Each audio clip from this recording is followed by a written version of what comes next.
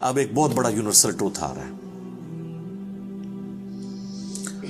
سورہ النساء کی آیت نمبر 78 میں، اینما تکونوا، تم جہاں کہیں پر بھی ہو، یدرکم الموت، موت تمہیں آ کر رہے گی. وَلَوْ كُنْتُمْ فِي بُرُوجٍ مُشَيَّدَةٍ، چاہے تم اپنے آپ کو مضبوط قلعوں میں بھی بند کر لو نا، موت وہاں بھی تمہیں آ جائے گی. موت سے کوئی بھاگ نہیں سکتا. یعنی دنیاوی طور پہ کوئی شخص مضبوط قلعے میں آ جائے کہ مجھے کو مارنے کے لیے اندر نہیں آئے گا، سر باہر سے تو اندر آنے کی ضرورت نہیں ہے، اندر جو کچھ آپ کے اندر ہے وہ آپ کو مارنے کے لیے کافی ہے. Heart failure, kidney failure, cancer, کوئی بھی بیماری لگ سکتی ہے. باہر کی ٹریفک کو تو کسی حد تک آپ مینج کر سکتے ہیں، لیکن جو اندر چل رہا ہے وہ تو اتنا کمپلیکس نظام ہے کہ ذرا سی بھی آپ کی صرف جو سیلز کی خلیوں کی ڈسٹریبیوشن ذرا سی بھی ڈسٹرب ہو جائے، کینسر بن جاتا ہے. اس کے اوپر کسی کا کنٹرول ہے؟ کتنی ینگ ڈیتھس آپ آئے دن سنتے رہتے ہیں. 25 سال کا لڑکا تھا جی، 30 سال کا لڑکا تھا جی، ہارٹ فیلئر سے مر گیا جی.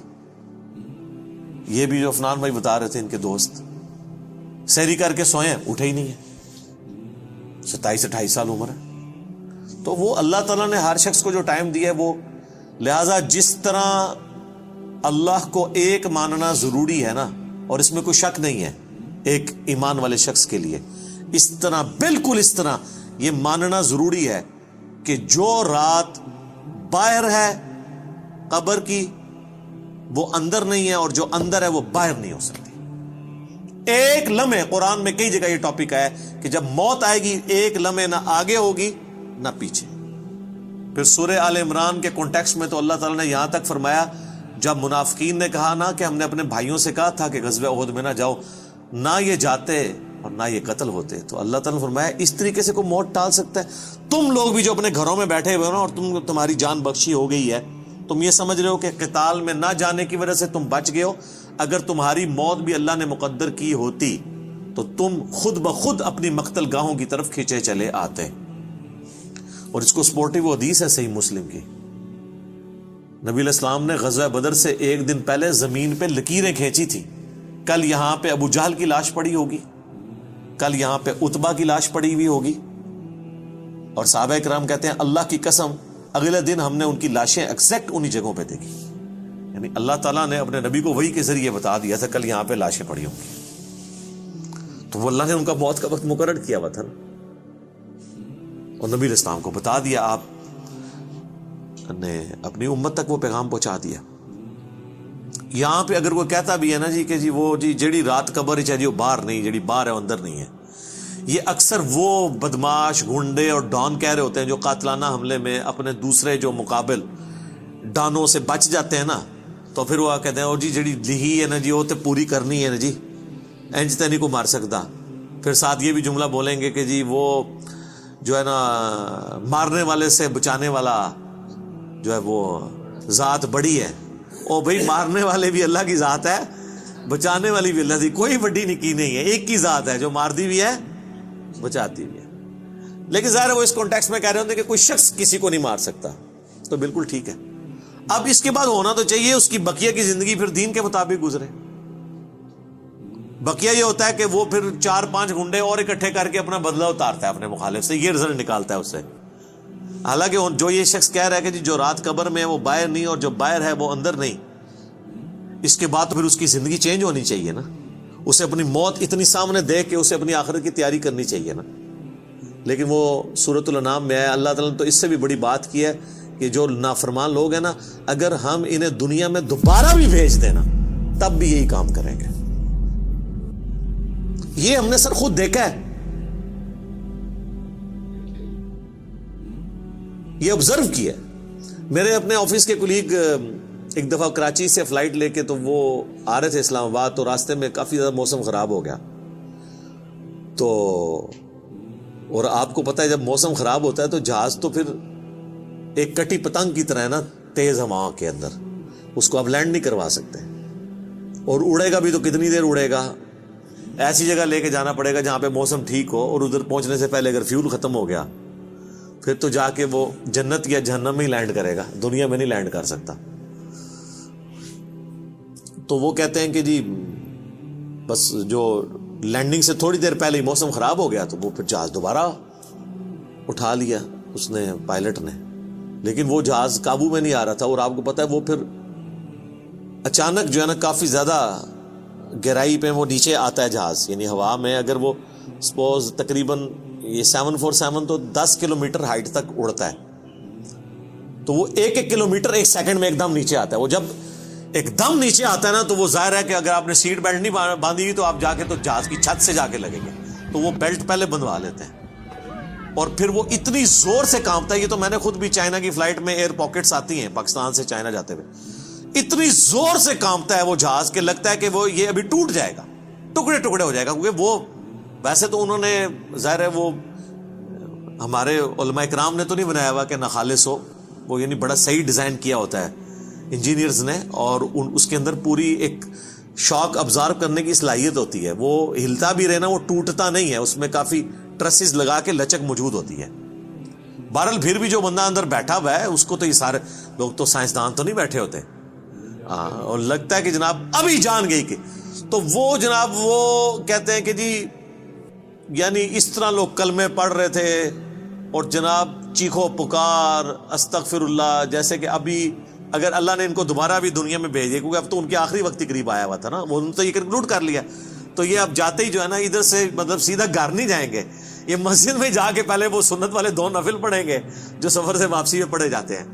اور جتنی بے پردہ عورتیں اتریں گی یہ اتر کے اب جا کے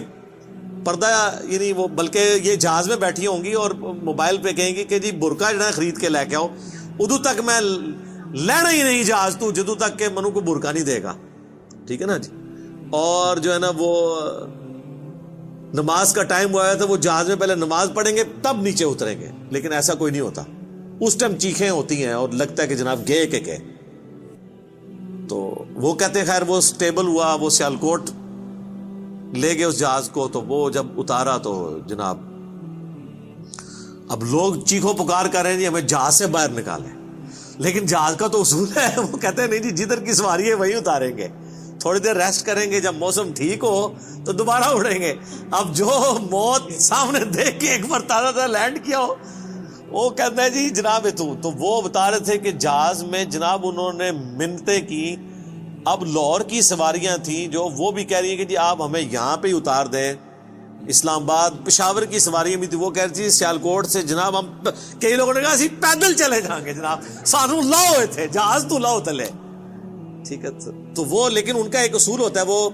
انہوں نے یہ چیک کیا کہ بھی جو سیالکوٹ کے یا قریبی علاقوں ان کو تو اجازت دے دی، لیکن دور والوں کو کہا نہیں جناب آپ کو چھوڑ کے، وہ کہتے ہیں جناب مہربانی کرو سانو چھوڑ کے نہ ہو۔ تو اس طرح موت کا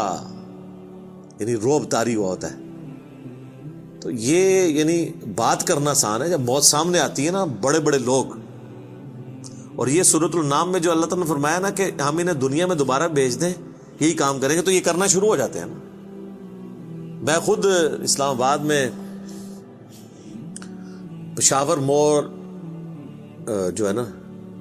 G8 مرکز، اسے پشاور موڑ بھی کہتے ہیں، جس طرح G9 مرکز اسلام آباد میں اسے کراچی کمپنی کہتے ہیں،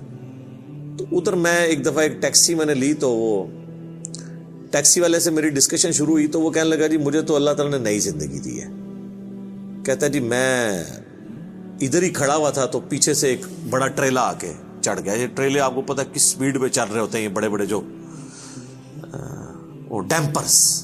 جن کو ڈیمپر کہتے ہیں،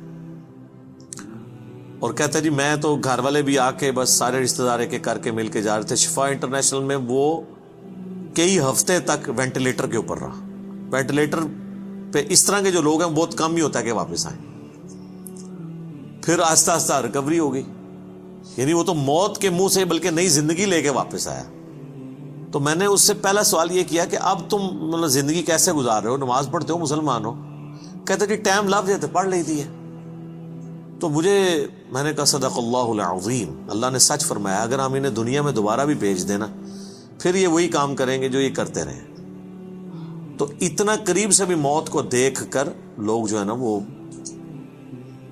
پھر بھی یہ باز نہیں آتے اپنے حرکتوں سے. موت بہت بڑی حقیقت ہے. کاش اس پہ ہمارا ایمان بھی اس لیول کا ہو تو پھر انسان کا قبلہ درست رہتا ہے. آپ دیکھیں سورہ البقرہ کے سٹارٹ میں اللہ تعالیٰ نے جو ذکر کیا ہے اہل ایمان کا, اس میں کیا فرمایا؟ والذین یؤمنون بما انزل الیک, وہ ایمان لاتے ہیں جو اے نبی تمہاری طرف نازل ہوا, وما انزل من قبلک, اور جو نازل ہوا تم سے پہلے, اس پہ ایمان رکھتے ہیں. وبالآخرۃ ہم یوقنون, اور آخرت پہ یقین رکھتے ہیں. آخرت کے لیے ایمان کا لفظ بھی کافی نہیں, اللہ نے سمجھا یقین, کیونکہ قبلہ تبھی درست ہوتا ہے جب انسان کو یہ پتا ہو کہ میں نے مر کے کسی کے حضور اکاؤنٹیبل ہونا ہے, جواب دہ ہونا ہے. آج یہ جتنے لوگ کہتے ہیں نا جی جو قبر سے باہر رات ہے وہ اندر نہیں, جو اندر ہے وہ باہر نہیں ہے, یہ صرف ان کی منہ شگافی ہے. واقعی اگر ان کا یقین ہو تو حرام خوریاں کر رہے ہو, لوگوں کا مال لاحق طریقے سے ہڑپ کر رہے ہو, اللہ تعالیٰ کے حقوق کو پامال کر رہے ہو, ماں باپ کے ساتھ بے سلوکی والا معاملہ کر رہے ہو, بیوی بچوں پہ ظلم کر رہے ہو,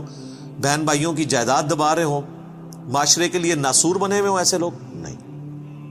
پھر تو ان کو بالکل سیدھا ہو جانا چاہیے. تو بات کہاں سے شروع ہوئی تھی کہ اللہ تعالیٰ فرما رہا ہے کہ تم اپنے آپ کو مضبوط قلعوں میں بھی بند کر لو نا, تب بھی موت تمہیں آ کر رہنی ہے. موت کو کوئی ٹال نہیں سکتا, کیونکہ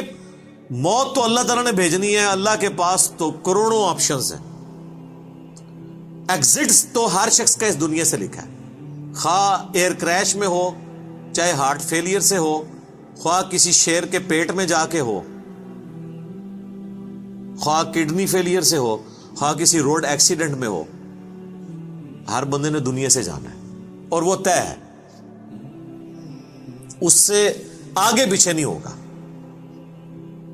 البتہ جو قاتل کو ہم سزا دیتے ہیں اس لیے کہ قاتل جو ہوتا ہے اس کو اللہ تعالیٰ نے یہ کام کرنے سے منع کیا ہوا ہے, وہ اس کی وجہ سے اسے سزا دی جاتی ہے, اس وجہ سے نہیں کہ وقت سے پہلے اسے قتل کر اس نے مار دیا, کیونکہ اس نے مارا اپنی ویل سے ہے, نافرمان, اس کی تو موت آنی تھی. اور اللہ تعالیٰ کو تو اپنے علم سے یہ بھی پتا ہے کہ کس نے کیا کرنا ہے, لیکن اللہ نے کسی کو پابند نہیں اپنے علم کا کیا کہ تو نے یہ کرنا ہے, بلکہ اللہ نے مستقبل کو فورس ہی خود ہی کیا ہوا ہے. جس طرح ایک استاد جب کسی نالائق شاگرد کو پیپروں سے ایک ہفتہ پہلے کہتا ہے کہ پتر تو فیل ہو جانا ہے,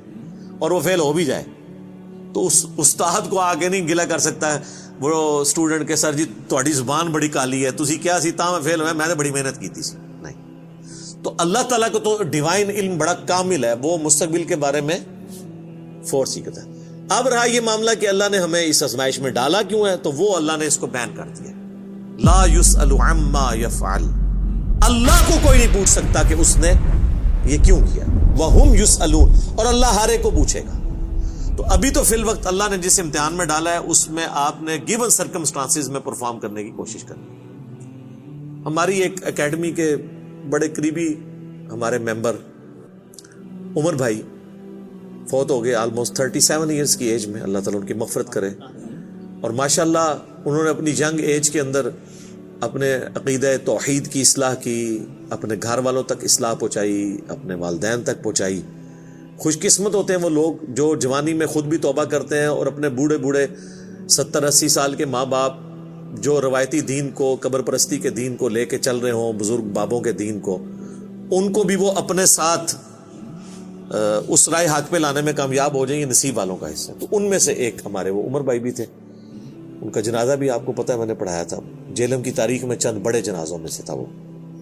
ہزاروں لوگ اس میں شریک تھے. تو ان کی اچانک ڈیتھ ہوئی ہارٹ فیلئر سے. ینگ ایج میں اگر کسی کو ہارٹ اٹیک ہو تو یہ چانس ہوتے ہیں کہ اس کا ہارٹ فیل ہو جائے گا, کیونکہ ہارٹ ریئیکٹ کرتا ہے, بوڑھا بندہ پھر بھی سروائیو کر جاتا ہے.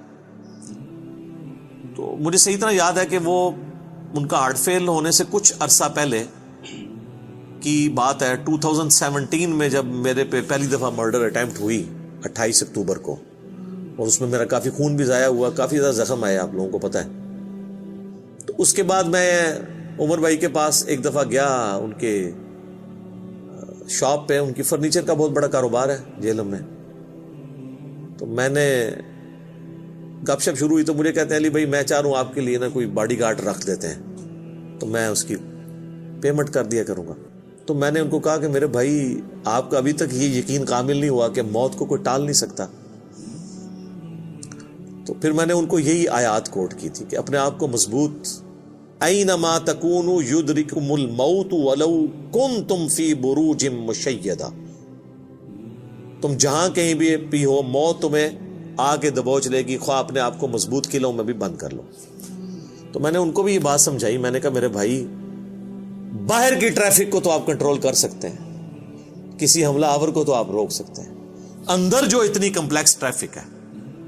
روزانہ میرا دل 1,00,000 دفعہ دھڑک کر 10,000 لیٹر خون پمپ کرتا ہے میری نسوں میں، اس ٹریفک کو کون کنٹرول کر سکتے ہیں؟ 25 دفعہ ڈریسز کرتے ہیں روزانہ میرے گردے، یہ کام کرنا چھوڑ دیں، اس کو کون کنٹرول کر سکتا ہے؟